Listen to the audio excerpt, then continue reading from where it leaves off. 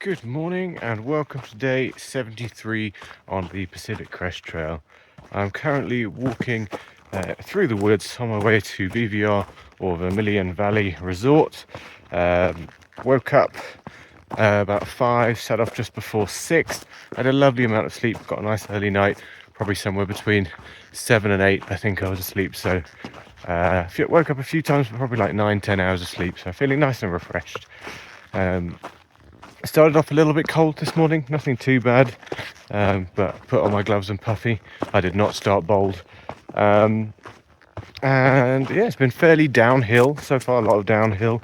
The comments on Far Out were saying it was pretty boggy and buggy, and there's lots of blowdowns on the way. I've come across a little bit of each, not too much yet, so we'll see how it goes. Aiming to get in around 9 a.m. if I can.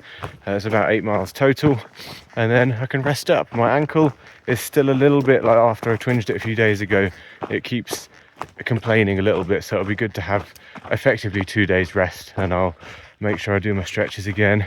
But yeah, so I'm going to get in, sort out my resupply, maybe have a shower. I don't think I'll do laundry yet. I think I'll save that till we get into Mammoth in another 2 days' time. But yeah, it should be nice. Have a little bit of proper food is what I'm very much looking forward to. Proper food. The hunger has subsided a little bit after the first few days, but still very hungry and could demolish pretty much anything. I feel like the Sierras is where the hiker hunger sets in, so it's probably where we are at the moment. Yeah, looking forward to it. Catch up with you soon. Hello again. So yeah, it turns out the bugs, bogginess and blowdowns weren't too bad. I think it may have been due to the time of day. So the bugs weren't too bad because it was quite cold at like 6-7 a.m. It was only boggy in one little bit where the trail kind of turned into a pond. But yeah, for the most part, perfectly dry, and I managed to keep pretty much clean, dry feet for the most part. There were always like logs or rocks to hop onto, so it was fine. And I think the fact that it was early on meant that the snow melt was less, so that any running water was less as well. So yeah, pretty dry. And there were some blowdowns, but not many, and it was only an issue on like 1 or 2 where I slowed down a bit and the mosquitoes got to me. But yeah, for the most part, very chill. Lots of downhill, but I cruised through, and it sped by until I got to, like, there was a 2-mile road walk at the end. That was a little bit uphill. It was starting to get a bit warmer then. But yeah, really nice. I think I only got 2 more mosquito bites from that whole ordeal, which was cool. So yeah, I arrived at VVR nice and early, about 8:30 a.m. I did beat the ferry, or hay. I'd got all my chores done, I cut my hair, I had a shower, I resupplied, all that jazz, and then just had time to kill. So ended up playing Trivial Pursuit with a few other hikers.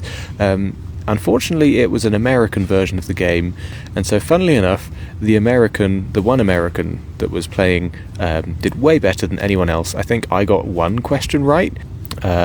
After that, I had a little siesta in my tent, so I finally got one after missing out yesterday. That was lovely, nice and warm, but with a bit of a breeze, very relaxing.